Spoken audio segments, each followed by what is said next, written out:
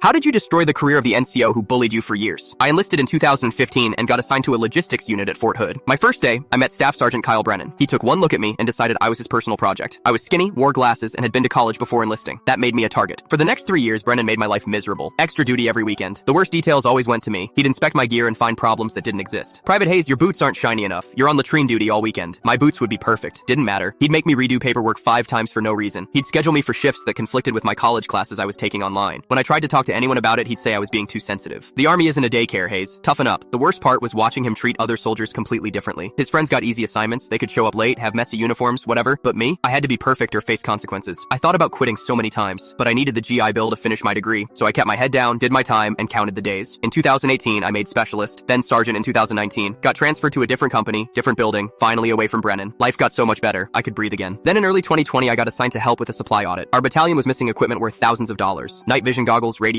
tools. Someone had been signing out gear and never returning it. I spent weeks going through old supply records, tracking serial numbers, checking signatures. That's when I noticed a pattern. Same handwriting on dozens of hand receipts. Same person signing for equipment that never came back. Staff Sergeant Kyle Brennan. I dug deeper, found he'd been running a scheme for at least 4 years. He'd sign out expensive equipment, report it as lost during training exercises, then sell it online. I found his eBay account under a fake name, matched the serial numbers to our missing gear. He'd made over $40,000 selling military property. I took everything to my company commander. Captain Morris spent 3 days verifying my findings. Then he called CID, the Army's criminal investigators. They arrested Brennan during morning formation 2 weeks later, right in front of the entire battalion, handcuffed him and walked him out while everyone watched. The investigation found he'd stolen over $70,000 worth of equipment. He got court-martialed, sentenced to 4 years in military prison, dishonorable discharge, and had to pay full restitution. His retirement was gone, his benefits were gone, his reputation was destroyed. I ran into his wife at the commissary a few months later. She was working as a cashier, trying to support their 2 kids alone. She recognized me and just looked away. Part of me felt bad for her and the kids, but Brennan had made that choice, not me. The best part? During the investigation, they interviewed dozens of soldiers about Brennan's leadership. Everyone told the same stories. The bullying, the favoritism, the toxic command climate, all those years of him making people miserable got documented in official records. Even if he hadn't been stealing, his career would have been over. Turns out bullies usually have more than one secret. I made staff sergeant last year. Sometimes new privates ask me about leadership, about how to handle difficult NCOs. I tell them the same thing. Document everything, follow the rules yourself, and stay patient. Bad leaders eventually destroy themselves. You just have to outlast them.